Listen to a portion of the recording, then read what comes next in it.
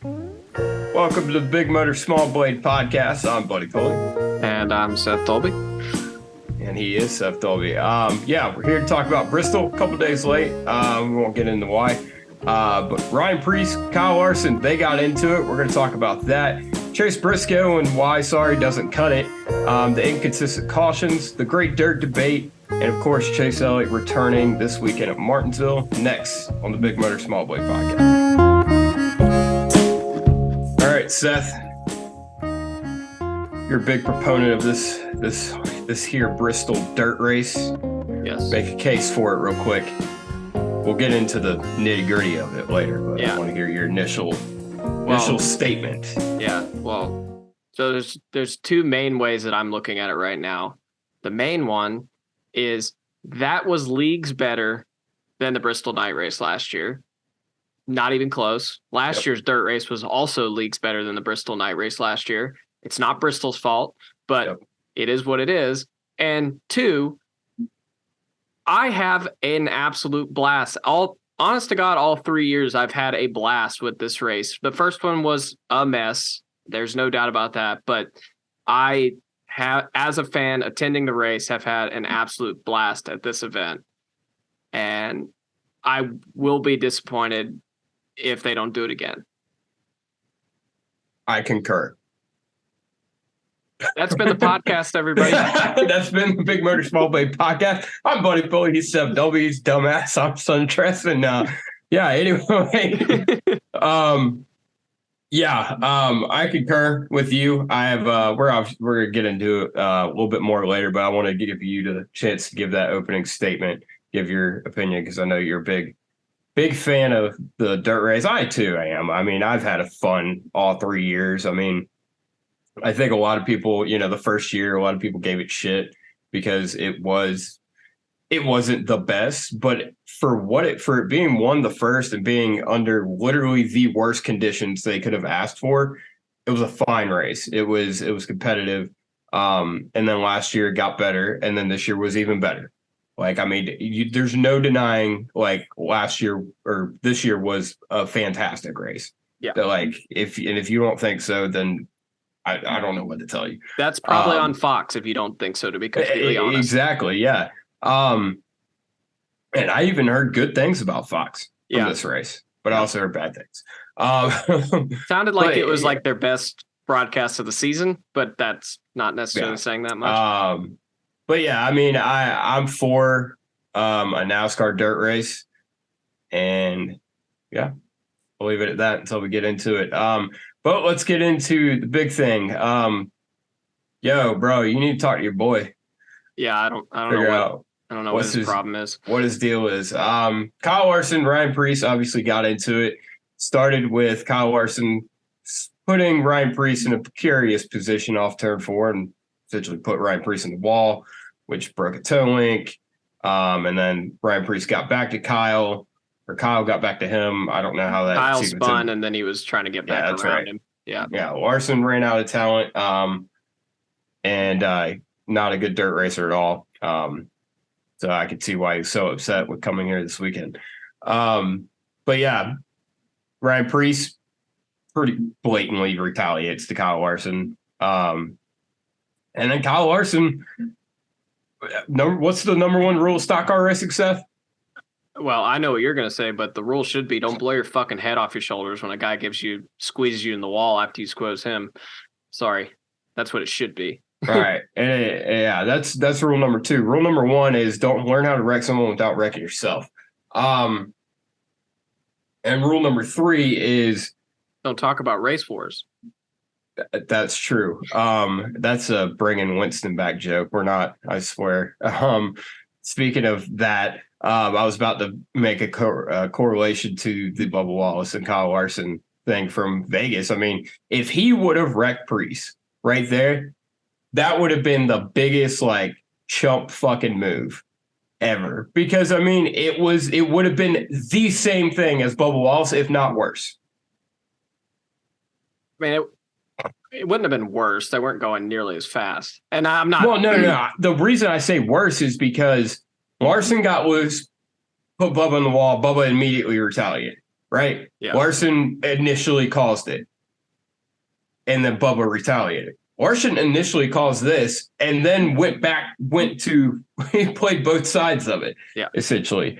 And that's what I mean by that. But yeah, it wouldn't have been nearly as bad. But I mean, Larson still, ends up spinning out. If he had gotten it done, I think he should have been penalized in some way. I mean, if we want to stay consistent, it should have been a penalty, suspension. I guess they're not going to. They obviously announced they're not going to do anything.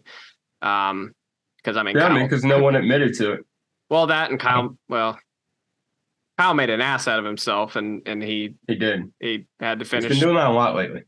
Yeah, I thought he kind of started to put that behind him, and then he just blows his head off his shoulders. I don't get it. Dude, I've heard a lot of people like actions detrimental, like door bumper clear, stack opinions. I listened to all those this week. And all of them have said like Larson puts everyone in a precarious position. And he puts you in a bad spot knowingly and makes you. I've never heard that. Everyone's all of a sudden like, oh yeah, Larson does this shit all the time. I mean, I guess you look back on it, you could kind of tell, but it's not something everyone's put out into the ether until now. I think it became more readily apparent last year, just because just the cars are a lot more equal. So, but I remember how out of pocket we thought that was, and apparently this has been going on forever. Well, it seemed like in his Ganassi days, it seemed like Kyle would just allow guys. It seemed to me, now my perspective is what it is. It seemed to me like Kyle would let himself get used up all the time and not do anything except about for it. When he wrecked Kevin Harvick at California in 2018. Yes, that time that he blatantly wrecked Kevin Harvick at California. Yeah. That's Should've the way seen this coming. Yeah. That's the way I'd always felt about it. Now you go back, there's a handful of incidents, but it's like a lot of times Kyle would just overdrive and wreck by himself in Ganassi equipment. I don't know. I guess the problem is for Kyle is that part of what makes him so good is that he does this to an extent. Like he puts people in a spot where they need to lift or get run in the wall. And it kind of makes him as good as he is. But also we've gotten to a point in the Cup Series where guys are just like, I ain't lifting. We're just gonna go in the wall then. He's not good at handling it, is what I've noticed. He's not good at handling it when it gets tossed back to him. I mean it goes back to like the Ross Chastain Denny Hamlin incident at Pocono. And it is, I'm gonna put you in a position in a really bad spot, and you got a choice to make. And if you make the wrong choice, you're going to be pissed off at me. But I mean, I gave you a choice, and you chose wrong. Now let's pivot here really quick. Let's talk about the guy who I think is the most responsible for this to begin with. Not the initial incident, but the retaliation. Chad Johnston is kind of the biggest jackass in NASCAR. I'm sorry. All you did for like 3 years was fuck over Kyle. And then as soon as he wasn't there to mask your problems as a crew chief, you got fired halfway through the season. And now you have a vendetta against him. Come on. That's chicken shit. Chad Johnston is an absolute farce of a crew chief, and maybe as a person in general. Go listen to Radioactive. From the time was he Kyle's crew chief his rookie year? Not his rookie year. I think he came on board in 2016. Okay, so basically that 16 all the way up until Kyle left Ganassi, and Chad Johnston, all he did was talk about how bad Kyle Larson was at driving a race car when the entire world knew he was one of the greatest drivers in the world, and he was a horrible crew chief. Made the wrong calls, never adjusted on the car. And obviously this is all, a lot of it's coming from you, but it was pretty obvious as a fan, even not being a Larson fan, just on the outside looking in, that he was not a good crew chief. And he escalated this situation with Ryan Preece tenfold. I mean, Ryan Preece was at a 3. And then Chad Johnston said, no, you need to go get him. He does it all the time. He's this, that, and the third. He's terrible, And now we end up with this situation here, and it's back to it's a lot like the Chase Elliott, like Alan Gustafson, Eddie DeHaan, like trio. Yeah. I mean, you have to de-escalate a situation like that, because I mean, what happens when Larson does wreck Priest? Granted, that's on Larson for blowing his head off his shoulders, but it's also a little bit on you, because Ryan Priest might have just taken that in stride and go and talk to Kyle like a man. Maybe he would have went and kicked Kyle's ass like he's been talking about doing that he still hadn't done. Talking about Ryan Priest. I'll believe that when I see it. But no, you escalated the situation to where he put your car and Kyle's car at risk. And, God forbid, Ryan Priest doesn't remember the Denny Hamlin penalty from a week before and gets out of the car and says, yes, I did it. Because then you're going to get crucified if you don't get penalized 25 points and 50 grand. So I just think it's fucking asinine that everyone involved fucked up. Well, yeah, absolutely. But what's stupid to me is that we crucified Denny Hamlin over that 2 weeks ago or 3 weeks ago, whenever it was, whenever the fuck it was, and now you have a crew chief blatantly over the radio telling a guy to go get him back. And I'm not going to pretend that Chad Johnson's the only one that's ever done this, but we hear it. Everybody knows it's happening. I, in the stands, without hearing that, knew Ryan Priest was going to do it because that's the way Ryan Priest is, which fine. I didn't really have a problem with him putting Kyle back at the wall. Like I felt like it was kind of fair, but I don't understand. How is the line Denny Hamlin said on his podcast, he did it, instead of egging your driver on to do it? How is that not penalty worthy?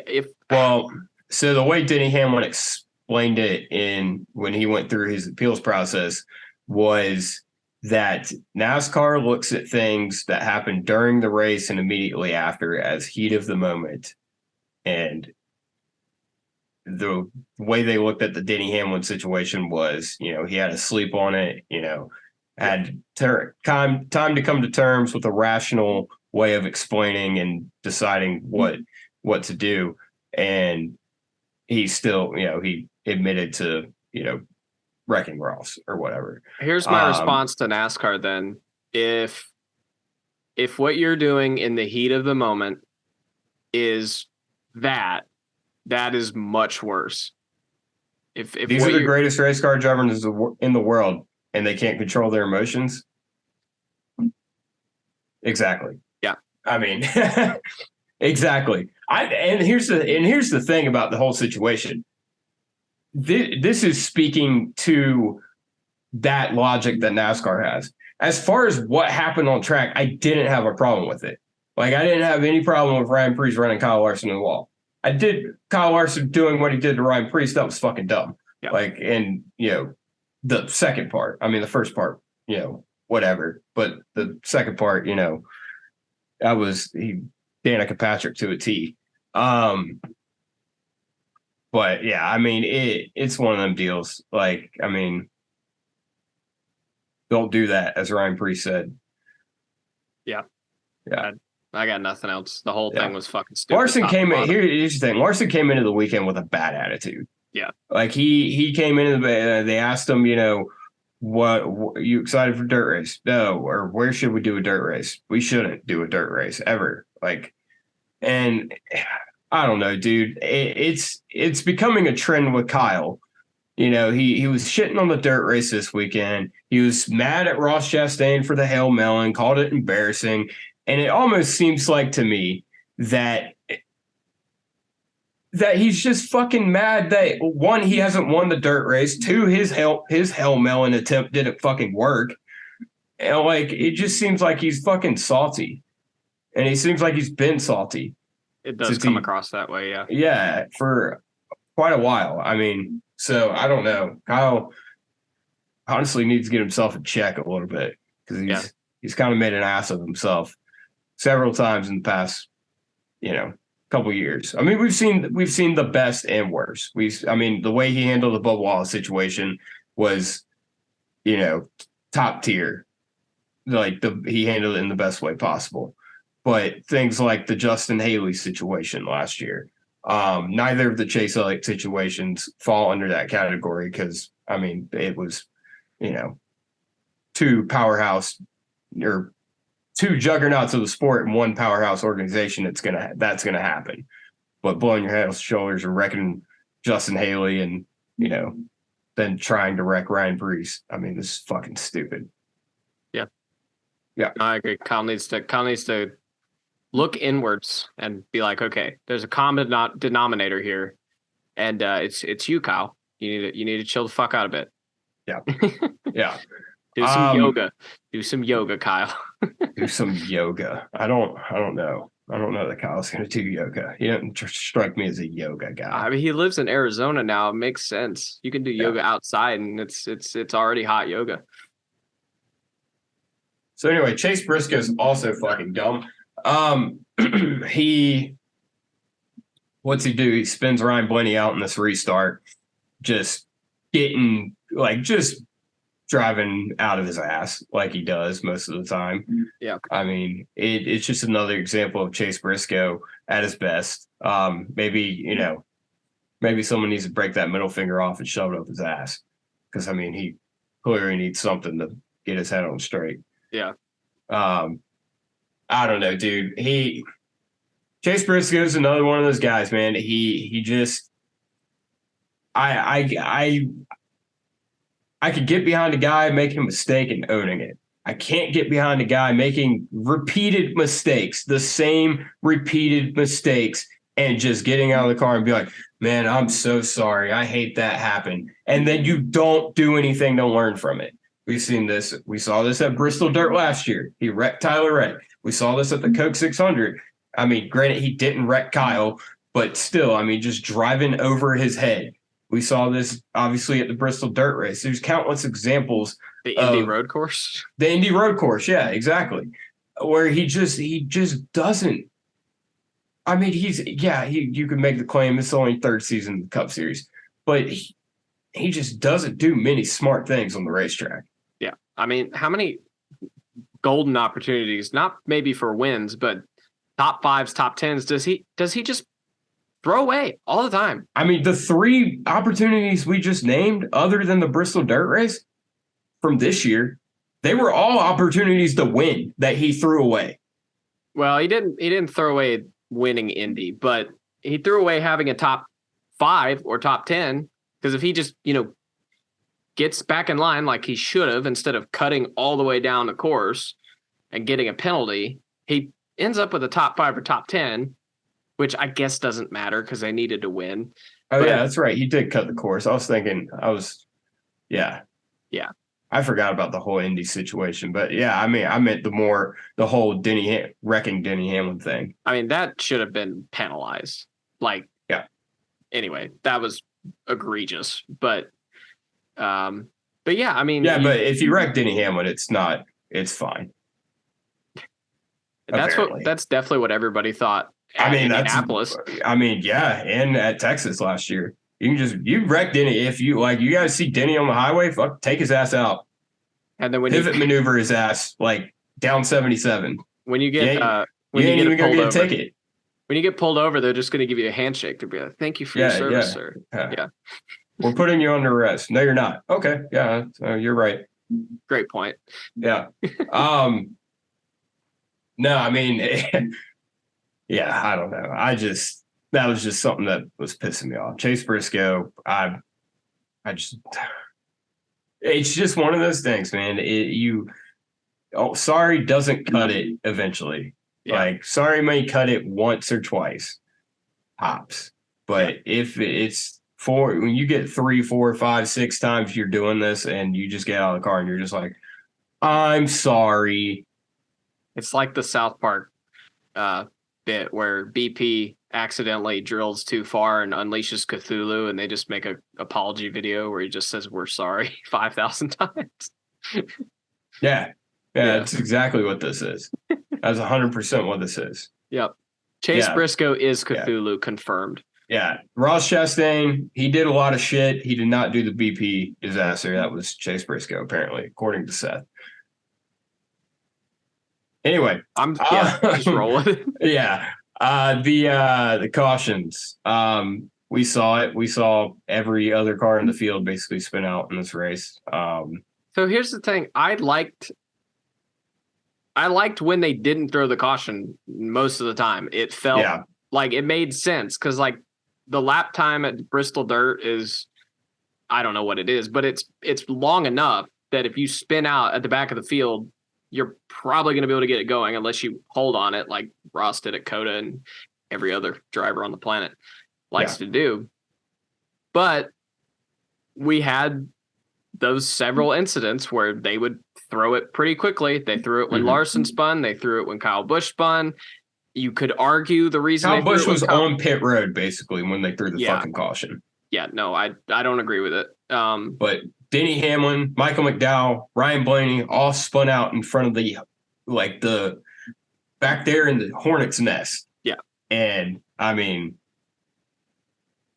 no yellow. McDowell did a straight 360 and kept going though, did he? He did it twice. Did he? Oh yeah. He did it twice. Yeah. Yeah. And kept going, but no yellow. And it's not like we're not calling for him to make a caution. We're just consistency. I mean, it's what constitutes a yellow. And I mean, obviously there are going to be times if your policy is to not throw it unless you absolutely have to, there will be times where you have to, obviously. Yeah. But the 8 spin is probably the worst one because by the time they actually throw it and the leaders got there, he's all the way on pit road. Like there's no logic there at all. No. And it's something that's becoming a theme with this season.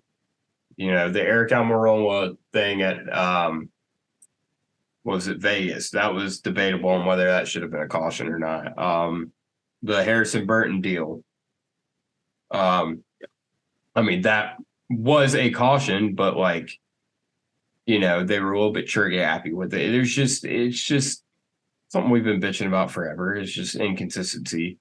And I mean, they always get trigger happy toward the end of the race. Yeah. That's the thing. That's the frustrating part about it is like this race going green was the best thing that happened to the racing product because I mean, we had Bell, Briscoe and Reddick like all up there, you know, 3 cars under a blanket going for this win. And it was going to be a hell of a show because they all know how to do this. Yeah. And we were kind of robbed of that because, you know, we had to get trigger happy with the cautions.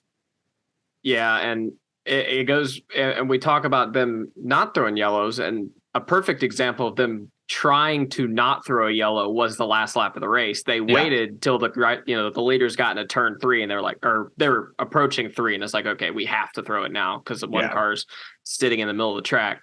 So also, why was Ross sitting in the middle of the track? I still don't know. I was about to say, I haven't seen a replay of that. We got an explanation. Like, what the fuck? Like, I didn't see him. We were sitting right there. I didn't see him until I saw the caution lights come on. I was like, why? And then like they approached it. I was like, oh, Ross is like there. Holy fuck. Like, yeah, because we'd seen the 19 and the 9 and the 99 spin and get out of the way. And we're like, all right, good. And then the yellow comes out. We're like, what the fuck?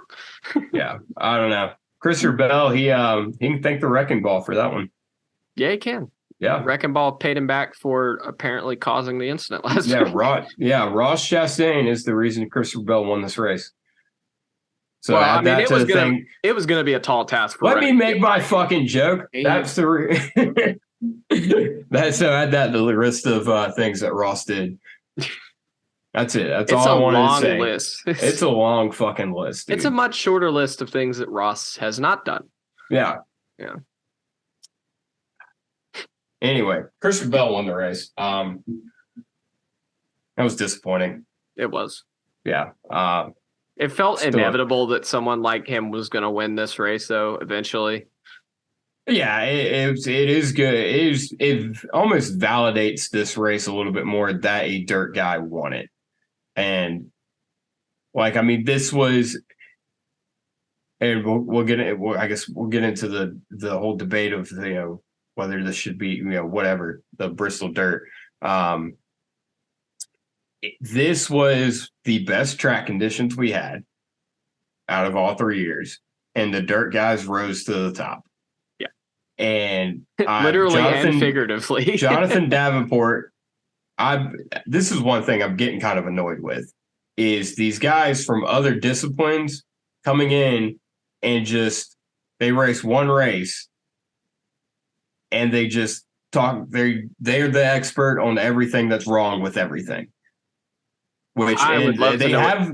I would love to know what you're talking about because Davenport actually sounded like he had fun, and they kind of blew one quote out of proportion. Davenport said he said I had fun, but this wasn't a real dirt race. It was a novelty. This isn't real. Like this isn't true dirt racing. And He sounds like Kyle Larson. Yeah, well, and here's what I'm about to say. Both those arguments are complete fucking bullshit. Like you can't like that race. I've been to a couple dirt races. Seemed like a dirt race to me. The damn race, it got, dry slick. Isn't that what they call it? Yeah. And I mean, the dirt guys rose to the occasion because they knew how to handle the situations. You saw, Bell, Reddick, Briscoe, Stenhouse, Austin Dillon, 5 of the best dirt racers in the sport. All, rising to the occasion. Why? Because they're good on dirt. You know why? Because it was a dirt race and it was a true dirt race. And, people just don't like this for whatever reason. Well, and I'm so sick of the argument that these cars aren't made for it. That's the whole point. Cars weren't made for road courses. And you guys begged for more. They kind of are now. They kind of are now. I mean, but they weren't, is what I'm saying. Yeah. Yeah. And we begged for more, and now we have cars that are made for. Yeah, I don't know. Like, it's like that's the best part of the Cup Series. And you explain to me because why are these cars not built for dirt? What makes them not built for dirt? Mostly in mechanical construction, as far as I understand. Just like the way a dirt car is set up to kind of lean over a bit. This is my understanding, which is it's not as detailed as maybe my Cup understanding. Maybe like softer spring, softer suspension to and allow it to kind of. It's purpose built to be turned right to go left. Essentially, that's probably the most layman way to put it, but it makes sense. Okay. And a Cup car is made. I hadn't thought about that, so yeah. Yeah, and a Cup car I guess parallel would be the best way to put it. Yeah. So it just makes it harder, but I mean they had these things hung out. They did. Ripping the top. I would say the next gen definitely is more cohesive to dirt racing than the old car was. Yeah, because you can get this car yawed out more than you could in the old car. I would have loved to see the old car at a night race, Dirt Bristol, just for a exact comparison. I don't know, man, because you couldn't get those cars yawed out as much because the sides were just a flat billboard. I think that could have been a lot of I think that's a lot of the problem with the truck series on dirt. Like, I mean. And they've put on a good show in the past, but it was nowhere close to the past 2 Cup dirt races. Yeah. Joey Logano won that race, and that's all you need to know about that. Yeah. But yeah, I mean, I just don't understand the argument that, like, I can understand. I don't agree, but I can understand the argument of we don't need to be racing on dirt. But I can't understand the argument that wasn't a good race and that wasn't a true dirt race because it was. I don't know. There's no evidence to support that at all. Yeah. Like we took a non-purpose built dirt track and a non-purpose built dirt cars, and we made a very fucking good dirt race out of this. I don't know what you want out of this. Yeah, so I guess the debate is there's a lot of talk whether the dirt race is coming back next year to Bristol. What do you think? I think it won't come back, but I absolutely want it to come back. Okay. All right. Here's my thing. I also don't think it's coming back. But I don't think Bristol is going to have a second date next year. because a lot of people don't realize the only reason Bristol still has 2 dates is because they made the spring race a dirt race. Like, I mean, a lot of people are like, "Oh, go back to 2 concrete Bristols." They're like, "No, that's not the argument here. If we get rid of the Bristol dirt race, there is no second Bristol race because the attendance has been bad. The attendance hasn't been any worse or better for the dirt race. I think you can chalk that up to weather, the fact that it always rains and it's cold. And I think having it on Easter doesn't help either. I don't support that argument either because it doesn't, like, we didn't see any decline in crowd from the other spring Bristol races. No, it's hard to tell. So I mean that definitely could be a thing. I mean, obviously we're in the South, and we have people are celebrate Easter. I'm not saying I have a problem with them running at Easter. I'm just saying. No, I know. Yeah. I don't have a problem with running at Easter. I think it's good for TV. Football plays on, Thanksgiving. Basketball plays on Christmas Day. Why can't we run on Easter? But yeah. But and think about it, that as far as that goes, you're not directly competing with anything. That's the glory of it. Yeah, the Masters I think was over by the time the race started. Yeah, I would imagine. And also, I don't want to. That's another thing. I don't want to hear a debate on we shouldn't be running on Easter because this, that, and third. It always sets Easter night. What Easter? You get up in the morning, you go to church, you do Easter bunny, whatever. I don't really know. I haven't celebrated Easter in a long time. Yeah. But the Masters is on during fucking Easter Day. Yeah. So I don't get the argument that we shouldn't be doing shit on Easter. But anyway, that's a personal thing, I guess. But back at the ranch. I think if we don't do a dirt race at Bristol, we don't get a Bristol race in the spring next year.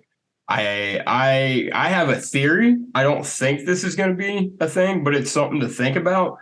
I think what could possibly happen is they run this Wilkesboro All-Star race and they go to the original plan of making Wilkesboro dirt, and they replace, because it's an SMI date, they replace the Bristol dirt race with the Wilkesboro dirt race because they're already going to have to repave it eventually anyway. So they're going to tear up the asphalt, put dirt on it. This is going to be the dirt race. Wilkesboro is going to be the dirt race. It's going to get a points race, and Bristol will have one race.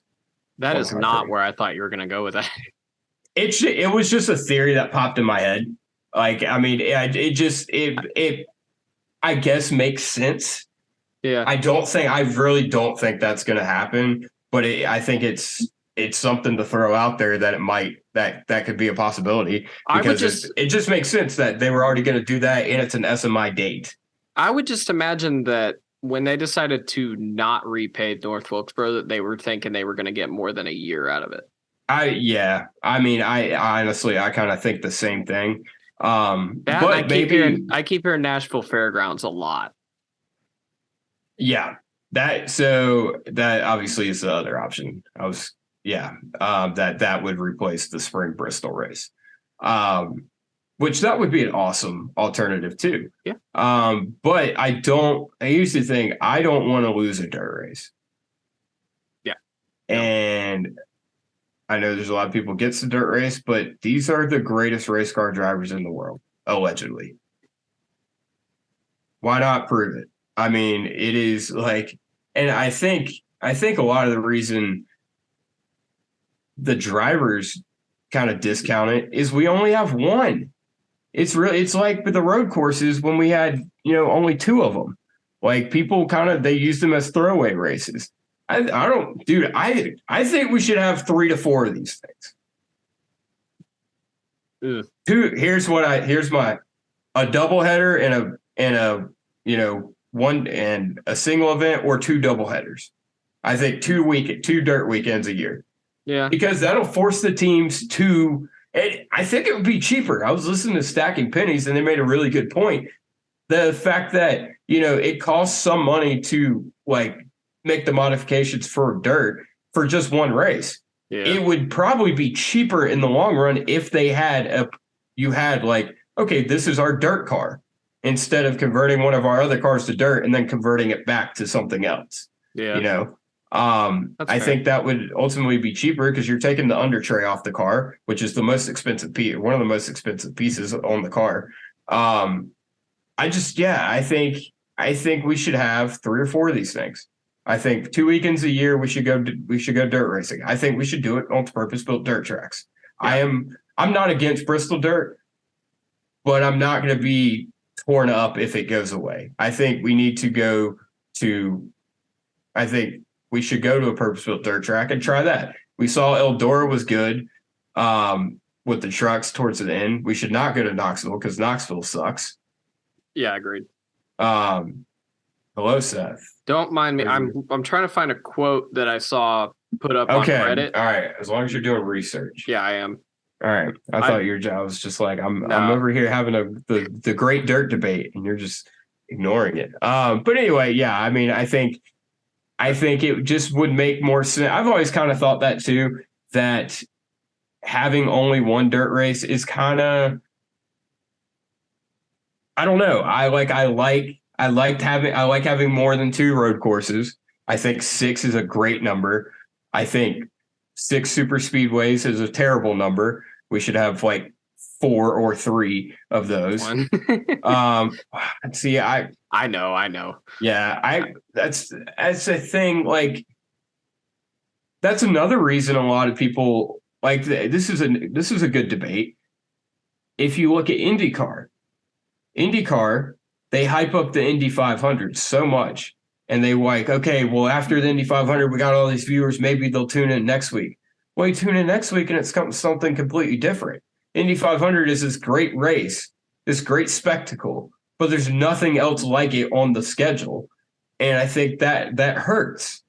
And I think that hurts the Bristol dirt race period, is because people can dismiss it. The drivers, the teams, the whole sport from all aspects can dismiss it because it's just one race. Yeah. Whereas if it was 3 or 4 races, you couldn't ignore it. You had to take it seriously because you had to be good at it, because those are 3 to 4. You can't afford to, scuff 3 or 4 opportunities to win a race in this day and age in NASCAR. Mm-hmm. It is, you have to be able to win every week. And I think a lot of guys look at it as 25 regular season points races and a dirt race. If there was 4 of them, they'd have to take it more seriously. Yeah. That, and then you brought up IndyCar, so I feel like this is a good point.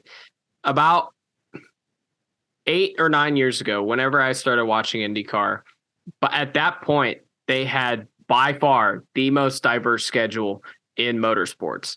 Yeah. They had 100%. 4 big ovals. It doesn't matter how many. Whatever. But it was a very balanced schedule, and it was great. It was awesome. And it has just slowly gone away from that. And it's basically a road course series with a couple ovals now.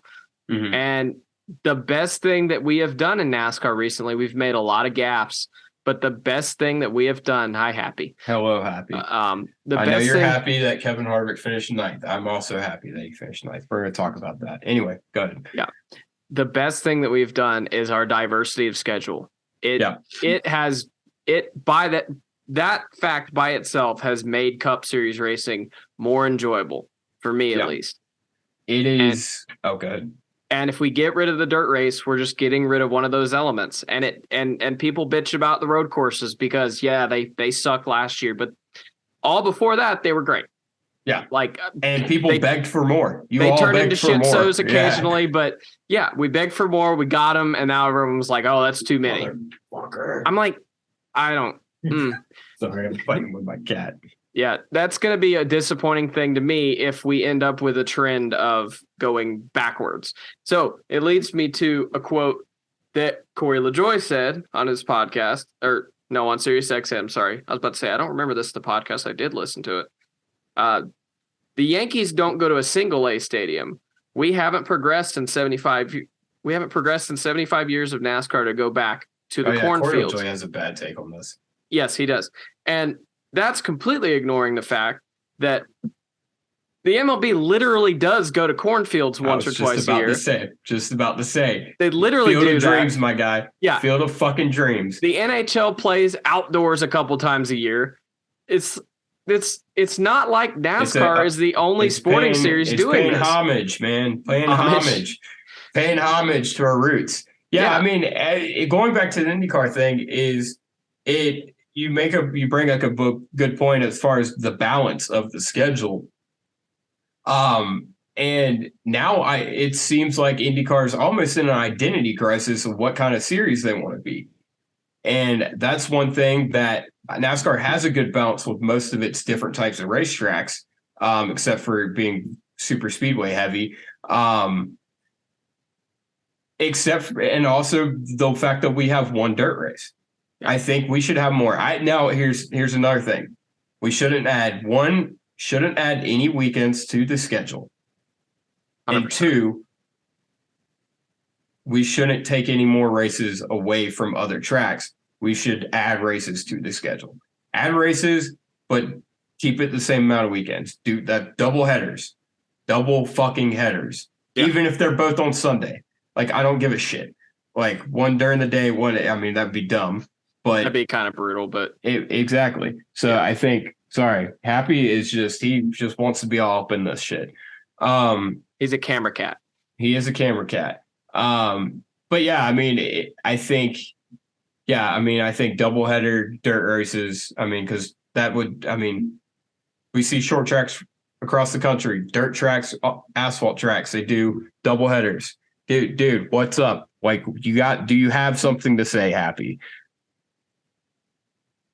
That's a good point.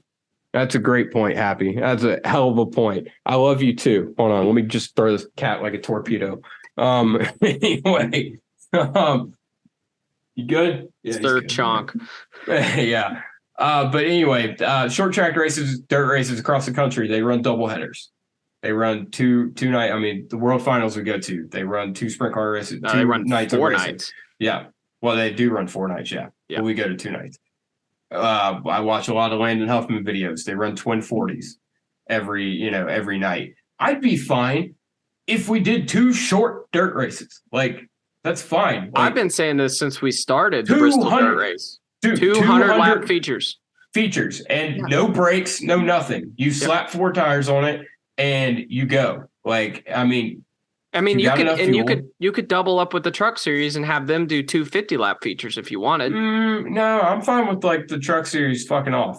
I mean, I'm just saying, if you really wanted to make this like the bang for your buck weekend for a Cup fan, which I know they don't give a fuck about us at go to the racetrack. What you do is you do one truck race and do your heats and qualifying on the Saturday, and then you do twin 100 lap features. I think part of the fun of doing that, if I'm coming back Sunday and the only thing I'm getting is a 100 lap feature, I'm going to be a little bit disappointed. You're getting 200 lap features on the same day. Yeah. Okay. I mean, fuck it. I had Saturday and Sunday. We're so hell bent on Sunday nights. That's why allegedly the doubleheaders didn't work in the first place. So guess what? We're gonna do this. Yeah. I mean, the race is already 250 laps. I mean, it's and true. We have like stage breaks. Yeah. You don't have to do that. Like, just 100 laps. And you could get rid of stage cautions. And at lap 20 and lap 40, you award stage points. I know your mind's blown that we just came up with this amazing idea that's totally simple that no one, like, I don't know. I'm for NASCAR being on dirt. I'm for NASCAR being on dirt. I'm for 3 or 4 of these fucking things a year. But we got to do it the right way. Yeah, that's the bottom line. Bottom line is Stone Cold Steve Austin had. Well, since woo! Well, since I guess we're on this subject, it won't happen, I don't think. But where would your other dirt facility be? What do you have in mind? All right. Obviously Eldora.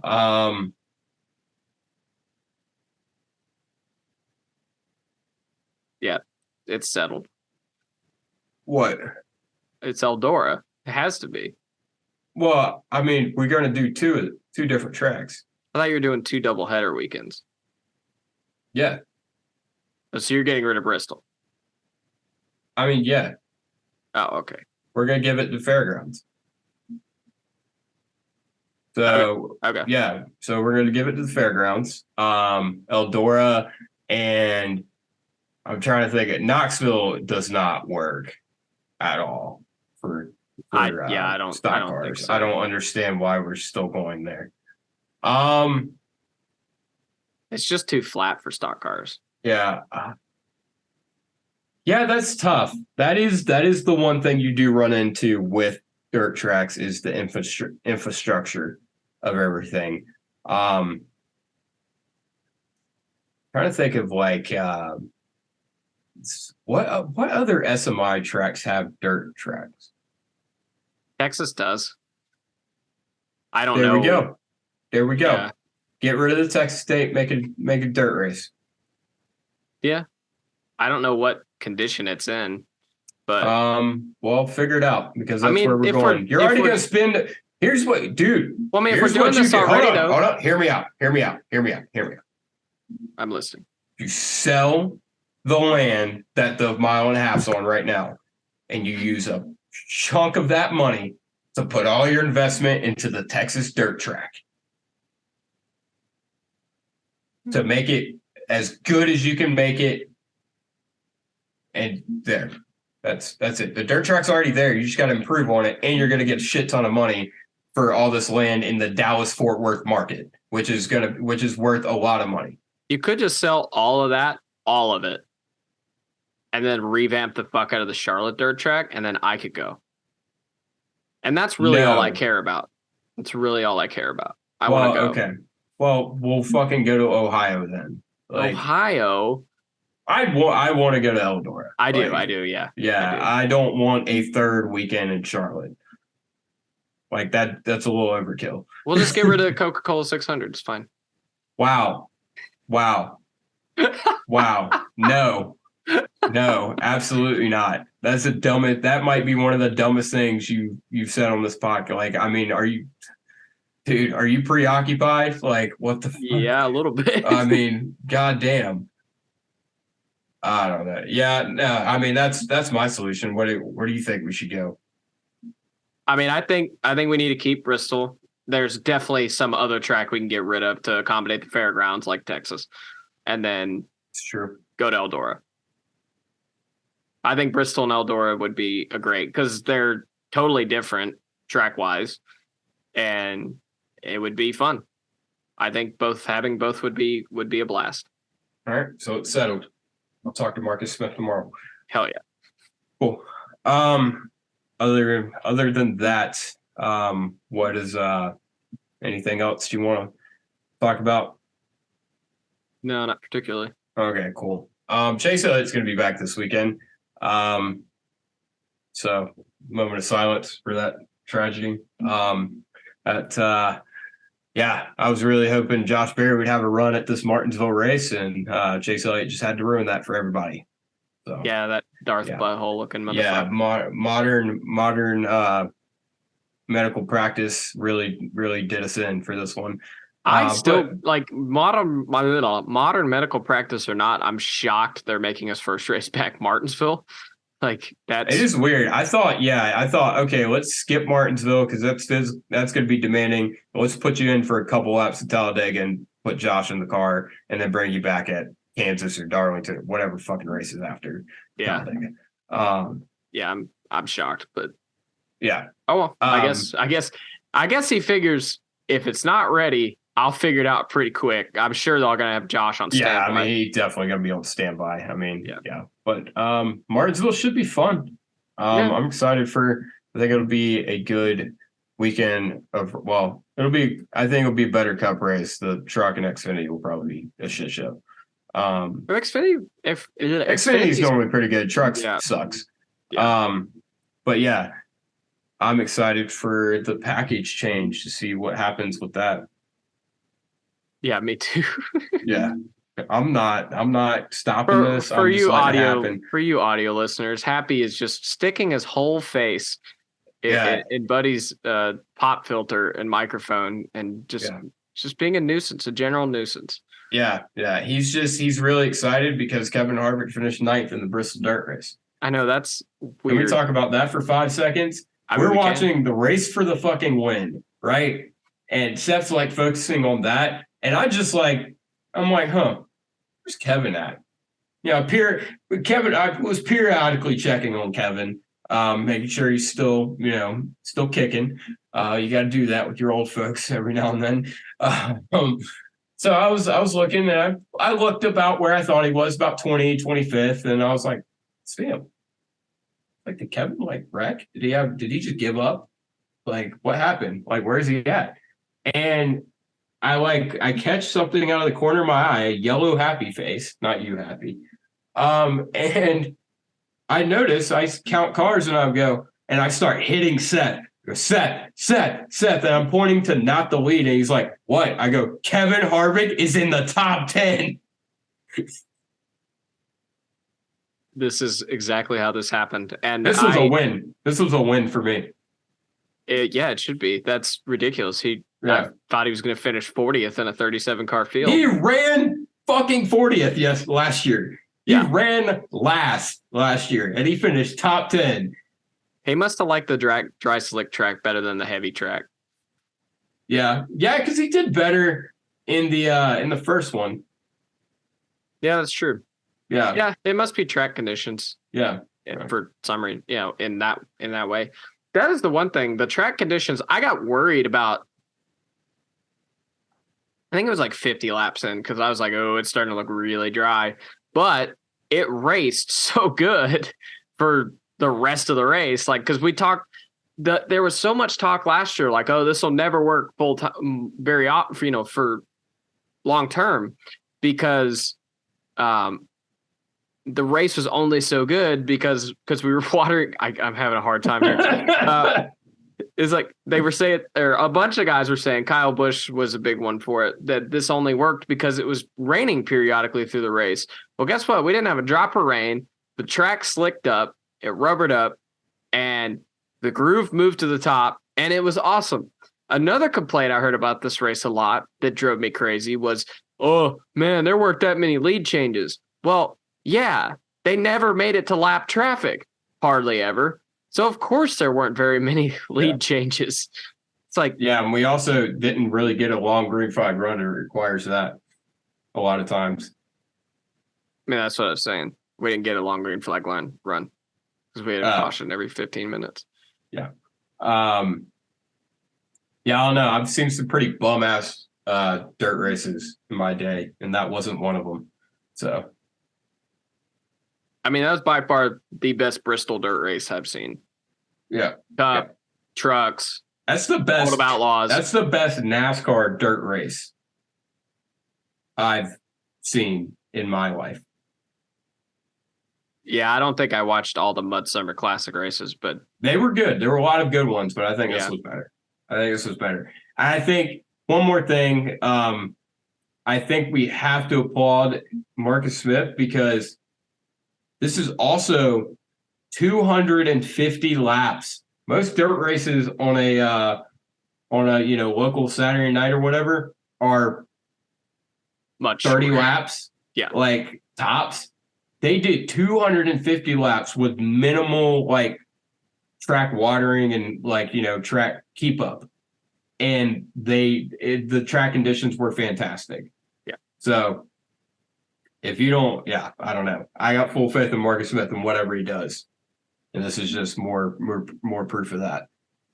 I mean, as much as Kyle Larson has trashed this, he told us in our video that they do a good job of track prep here. So that was on full display on Sunday. Yeah. But all right, sundress and dumbass. Sundress, I went with Justin Haley. He ran pretty good. And then he got engaged to Haley Squared. That's irrelevant. I just thought that was hilarious. Funny. That is hilarious that Justin Haley's wife, her first name is Haley. So if Her name's going to be Haley. It's pretty good. Yeah. With my dumbass, there were a couple guys I could have gone with, but I went with Kyle Larson because he was a dumbass. Okay. Yep. All right. So sundress. I think Justin Haley is a dumb sundress because I fully expected him to run well this weekend. I really just wanted to get the Haley thing in there. That's the main reason I went with it. All right. My sundress is going to be all the French Canadians we met at in the parking lot that had Pornhub shirts on. They were actors on probation that doubled as race car drivers and also tripled as a hoot and a half. So those guys definitely get the fun award. I don't think anyone had more fun at Bristol Dirt than them. And then the dumbass is going to be. I don't know. I'll commend a lot of people because there weren't many dumb things done this weekend on the racetrack. So that's always nice to see. I'm gonna go with this is a bit outdated, but I'm gonna go with it anyway. Whoever thought it was a good idea to put trucks on anything bigger than a mile and a half? Okay. It's not relevant to this weekend, but Yeah. it's something that I've been thinking about a lot. So that's what I'm going to go with. So not Chase Briscoe or Chad Johnston. It's that. Yeah, but like the world doesn't need me to tell them that Chad Johnson and Chase Briscoe are a dumbass. I guess. The world definitely needed you telling them that Kyle Larson was a dumbass. But yeah, whoever thinks that trucks belong on anything bigger than like a mile, like you're out of your damn mind. Like they're terrible. Like trucks is the series is devolving into just nonsense. And I think what we need to do, I heard a great idea with Lord Rubber Clear, is every time we run them companion with cup races, but instead of running on mile and a half, you find the closest fucking short track that can hold them. I mean, that's what we used to do at Indianapolis. We would run. I mean, I guess we still did, but we ran Xfinity and trucks at IRP. Yep. And we ran Cup at Indianapolis, and we're finally going back to running trucks at IRP, which is nice. But yeah. I think when we go back to the big track, they need to do that with Xfinity too, obviously. But I don't know. Anyway. I think it's been a show. Oh, picks. No, picks. Picks. I picked Alex Bowman. You picked Kyle Larson. Yeah. I won the picks.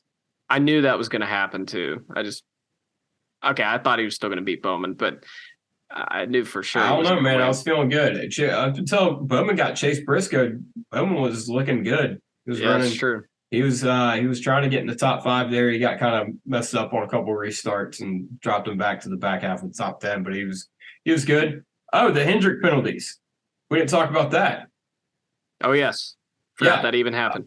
They got penalized for improper windshield motor mount placements or whatever. And then Hendrick decided not to appeal. Yeah, that was clearly okay. We get it. Yeah, we're not going to fight it. And also, they definitely fucked with something they shouldn't have fucked with. Well, apparently they've been doing that for the entire time we've had these, and NASCAR knew about it, and they just decided finally, oh yeah, we don't like that now because you're Hendrick.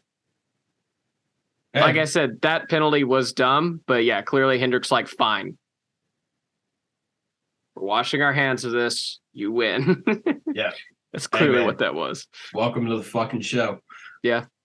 Welcome to the fucking show. Okay, that's all. Anyway, picks for where we're going, Martinsville. Yeah. So that sucks. I was gonna pick Josh Berry. Yeah, I could tell you were gonna pick Josh Berry. Yeah. So go ahead, pick somebody because I gotta figure out who to pick. I'm just gonna go with Chase Elliott. Wow. Happy, who do you think we should pick? That's a great point. You know what Denny Hamlin says he called his shot. He said from now on, they're going on a heater. They're going on a heater. The 11 team's going to do it. So yeah, the problem is Denny Hamlin's always on a heater, but it's always on pit road. So that's true. I'm going to pick Denny Hamlin this weekend. Fair enough. I don't think I picked Denny Hamlin yet. So yeah, and I got a bunch of fur, so I'm about to start sneezing. So let's wrap this bitch up. This has been the Big Motor Small Blade podcast. I've been Sundress. He's been dumbass. It's fine. He's been Small Blade, and I've been Big Motor. And we will. Cool as shit, and you know it. You're damn I'm straight. Buddy Pulley. Make sure you like, review, do all the things on all the subscribe, do all everything. Follow us on all of our social media handles, and go fuck yourself. Yeah, agreed. Go fuck yourself. Yeah. Listener, don't.